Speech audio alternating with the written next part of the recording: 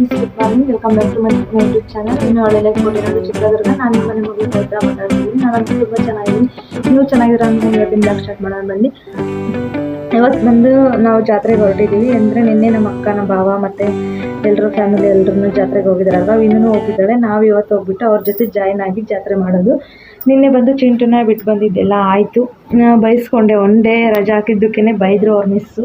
ಈಗೆಲ್ಲ ರಜಾ ಹಾಕ್ಸೋವಾಗಿಲ್ಲಮ್ಮ ಅಂತ. ಸರಿ ಅಂತ ಹೇಳ್ಬಿಟ್ಟು ಬಿಟ್ಟು ಬಂದಿದ್ದೀನಿ. ಇವಾಗ ಬಂದುಬಿಟ್ಟು ಚಟ್ನಿ, ಮುದ್ದೆ, ನೆಲ ಎಲ್ಲ ಒರೆಸಿದ್ದಾಯಿತು. ಇವಾಗ ನಂದು ಸ್ನಾನ, ವೇದು ಪಾಪಕ್ಕೆ ಸ್ನಾನ, ಇಷ್ಟನ್ನೆಲ್ಲ ಮಾಡಿಕೊಂಡು ರೆಡಿಯಾಗಿ ಹೋಗೋಂಥದ್ದು. ನೋಡೋಣ ನಾವು ಹೋಗೋಂಥ ಜಾತ್ರೆ ಯಾವುದು, ಯಾವ ಊರು ಅಂತ.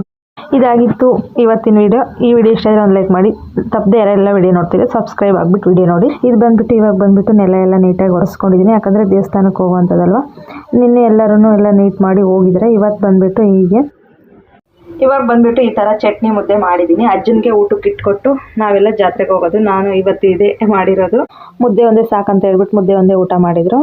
ನಾನು ಅನ್ನ ಮಾಡಿದ್ದೀನಿ. ಅನ್ನ ಚಟ್ನಿಗೆ ಚೆನ್ನಾಗಿರುತ್ತೆ ಅಂತ ಹೇಳ್ಬಿಟ್ಟು ಇವಾಗ ವೇದು ಪಾಪದ ಸ್ನಾನ ಆಗಿದೆ. ಇನ್ನೇನು ಇದಾದಮೇಲೆ ಇದು ಹೊಸ ಟಾಪು. ಇದು ಬೇಡ, ವೈಟು ಸ್ವಲ್ಪ ಗಲೀಜಾಗುತ್ತೆ ಅಂತ ಹೇಳ್ಬಿಟ್ಟು ಇದು ಹಳೇದೇನೆ, ಇದನ್ನೇ ಹಾಕ್ಕೊಳ್ಳೋಣ. ಜಾತ್ರೆಗೆಲ್ಲ ಕಲರ್ಸು ಮತ್ತು ಧೂಳು ಅದಕ್ಕೆಲ್ಲ ಸರಿ ಹೋಗುತ್ತೆ ಅದಾದರೆ ಅಂತ ಹೇಳ್ಬಿಟ್ಟು ಅದನ್ನು ಹಾಕ್ಕೊಳ್ಳೋಣ ಅಂತ ತೊಗೊಂಡಿದ್ದೀನಿ. ಇದಾದಮೇಲೆ ಈ ಥರ ಜ್ಯುವೆಲರಿ ಹಾಕ್ಕೊಳ್ಳೋಣ ಅಂತ ಇದ್ದೀನಿ. ಅಂದರೆ ಇದು ನಾನು ಮೀಶೋದಲ್ಲಿ ತರಿಸ್ಕೊಂಡಿರೋ ಅಂಥದ್ದು. ಇದು ಓಲ್ಡ್ ಇದೆ, ಅದ್ರ ಬೇಡ ಇದೆಲ್ಲ ಹಾಕ್ಕೊಳ್ಳೋಣ ಅಂತ ಹೇಳ್ಬಿಟ್ಟಿದ್ದೀನಿ.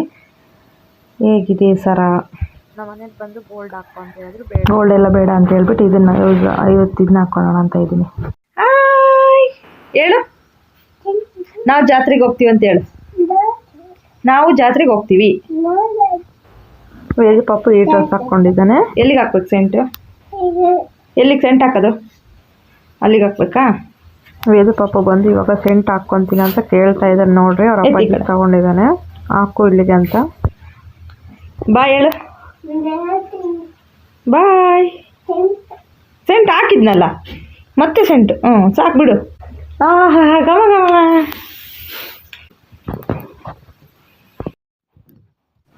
ನನಗೆ ಬಂದು ಅದು ಯಾಕೋ ಜ್ಯುವೆಲರಿ ಇಷ್ಟ ಆಗಲಿಲ್ಲ. ನಾನು ಹಾಕ್ಕೊಂಡ್ಮೇಲೆ ಇವತ್ತು ಇದು ಬೇಡ, ಇನ್ನೊಂದು ಟೈಮ್ ಹಾಕ್ಕೊಳ್ಳೋಣ ಅಂತ ಈ ಥರ ಚಿಕ್ಕದು ಚೈನ್ ಹಾಕ್ಕೊಂಡಿದ್ದೀನಿ.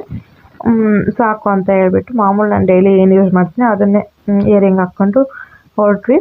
ತುಂಬ ಚಳಿ, ನೋಡೋಕ್ಕೆ ಬಿಸಿಲಿದೆ, ಆದರೂ ಶೀತ ಆ ಥರ ಕಾಣಿಸ್ತಾ ಇದೆ. ಹಂಗಾಗಿ ನಾನು ಈ ಥರ ಹಾಕಿದ್ದೀನಿ. ನಮ್ಮ ಮನೆಯವ್ರು ನೋಡಿ ಟೋಪಿನೇ ಹಾಕ್ಕೊಂಡ್ಬಿಟ್ಟಿದ್ದಾರೆ.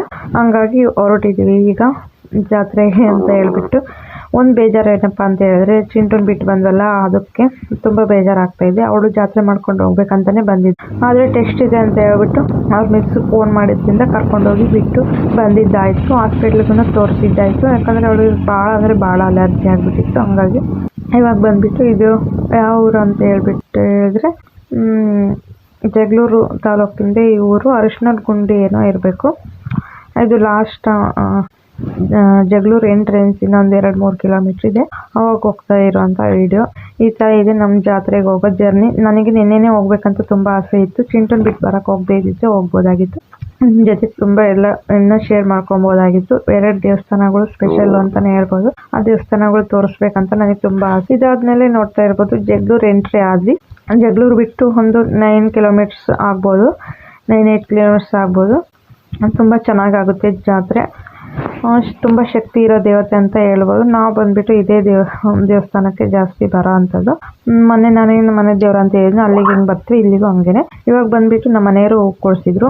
ಜಾತ್ರೆ ಅಂತ ಹೇಳಿದ್ರೆ ಹಿಂಗೆ ಹೂವು ಎಲ್ಲ ಇರಬೇಕಲ್ಲ, ಹಂಗಾಗಿ ನಾನು ಜಾಸ್ತಿ ಹೇಳಿ ಮುಡ್ಕೊಳಲ್ಲ.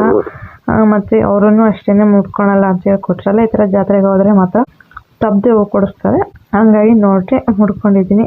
ತುಂಬ ಅಂದರೆ ತುಂಬ ಚಳಿ ಇದೆ ನೋಡೋಕ್ಕೆ. ನಾವು ಮಾತ್ರ ಬಿಸಿಲು, ವೆಹಿಕಲಲ್ಲಿ ಹೋಗ್ಬೇಕಾದ್ರೆ ಚಳಿ ಅಂತ ಹೇಳ್ಬಿಟ್ಟು ವೇದು ಪಾಪಕ್ಕೂ ಟೋಪಿ ಎಲ್ಲ ಚೆನ್ನಾಗಿ ಹಾಕ್ಕೊಂಡಿದ್ದೀನಿ. ಇದಾಗಿತ್ತು ನಮ್ಮ ಜರ್ನಿ, ಇವತ್ತು ಜಾತ್ರೆ ಜರ್ನಿ. ನೋಡೋಣ ಮುಂದೆ ಅಲ್ಲೇ ರೀಚ್ ಆದಮೇಲೆ ಯಾವ ಥರ ಅಂತ. ಹೇಗಿದೆ ನಮ್ಮ ಬಡವರು ಒಡವೆ ಅಂತಲೇ ಹೇಳ್ಬೋದು. ಹೂವು ನನಗೂ ಇಷ್ಟ, ಡೈಲಿ ಹೂವು ಮುಡ್ಕೊಳ್ಬೇಕಂದ್ರೆ ಆ ಥರ ಇಷ್ಟ ಆಗಲ್ಲ.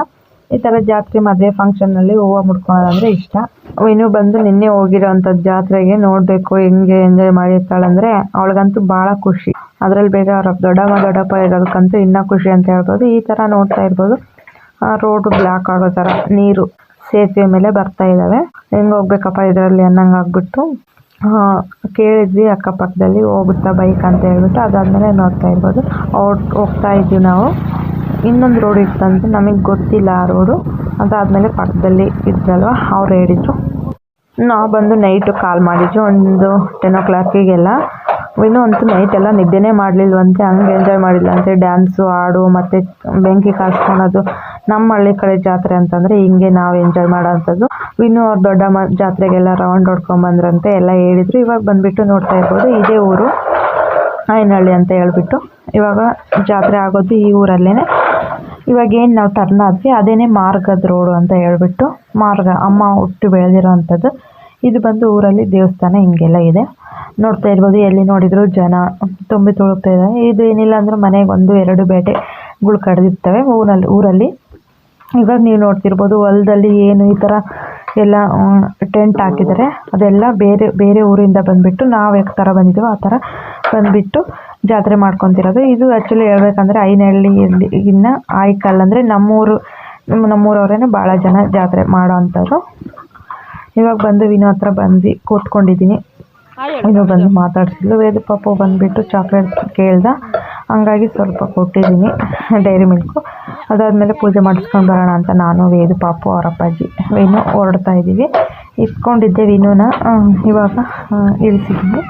ಇವಾಗ ಏನು ಕಾಣಿಸ್ತಾ ಇದೆ ನೋಡ್ತಾ ಇರ್ಬೋದು, ಇದು ತೇರು. ಈ ದೇವ್ರ ಹೆಸರು ಬಂದುಬಿಟ್ಟು ಚೌಡೇಶ್ವರಿ ಅಂತ ಹೇಳ್ಬಿಟ್ಟು. ಇವಾಗೆಲ್ಲ ದೇವಸ್ಥಾನಕ್ಕೆ ಈ ಥರ ರೆಡಿ ಆಗ್ತಾಯಿದೆ ದೇವಸ್ಥಾನ. ಇವಾಗ ಹೊರಗಡೆ ಕೂರಿಸಿದ್ದಾರೆ ಶಾಮಿಯಾನ ಹಾಕ್ಬಿಟ್ಟು. ತೇರು ಮಾತ್ರ ಹೋದ ವರ್ಷ ಇಲ್ಲ ಆಚೆ ವರ್ಷ, ಇವಾಗ 3 ವರ್ಷ ಆಯಿತು ತೇರು ರೆಡಿ ಆಗಿಬಿಟ್ಟು. ಇವಾಗ ಅಮ್ಮನವರೆಲ್ಲ ಹೊರಗಡೆ ಕೂತಿದ್ದಾರೆ. ಮೆರವಣಿಗೆ ಎಲ್ಲ ಇರುತ್ತೆ ಮತ್ತು ತೇರೂ ಹರಿಯುತ್ತೆ. ಇದಾದ್ಮೇಲೆ ಬಂದುಬಿಟ್ಟು ಇದ್ರ ಹಿಂದುಗಡೆನೇ ದೇವಸ್ಥಾನ ಇರೋದು. ನೋಡ್ತಾ ಇರ್ಬೋದು ಅಮ್ಮನವ್ರನ್ನ. ನೀವು ಇಲ್ಲಿಂದನೇ ದರ್ಶನ ಪಡ್ಕೊಳ್ರಿ. ತುಂಬ ಪವರ್ಫುಲ್ ದೇವರು, ಶಕ್ತಿ ಮಾತಾ ಅಂತ ಹೇಳ್ಬೋದು. ಇನ್ನು ಬಂದುಬಿಟ್ಟು ಇವಾಗ ನಮ್ಮ ಕಡೆ ಹೆಂಗಂದರೆ ಈ ಪಿನ್ನದಲ್ಲಿ ದುಡ್ಡು ಹಾಕ್ಬಿಟ್ಟು ಅಲ್ಲಿ ಏನು ಹಾಕಿದರೆ ಇವಾಗ ದೇವರಿಗೆ ಹಾಕ್ತಾರೆ. ಹಂಗಾಗಿ ಇನ್ನೂ 50 ರೂಪಾಯಿ ಕೊಟ್ಟಿದ್ದಾಳೆ ಅವಣ್ಣನ ಕೈಗೆ. ವೇದ ಪಾಪ ಅವರ ಅಪ್ಪಾಜಿ ಆವಾಗಲೇ ದರ್ಶನ ಮಾಡಿ ತೀರ್ಥ ತಗೊಳ್ತಾ ಇದ್ದಾರೆ. ಇದಾದಮೇಲೆ ಬಟ್ಟು ತೀರ್ಥ ಎಲ್ಲ ಹಾಕ್ಸ್ಕೊಂಡ್ಬಿಟ್ಟು ಈ ಕಡೆ ಬಂದ್ವಿ. ಇವಾಗ ಏನಿದು ನೋಡ್ತಾ ಇದ್ದೀರಾ, ಇದು ಅಗ್ನಿಗೆಂಡ ಅಂತ ಹೇಳ್ಬಿಟ್ಟು.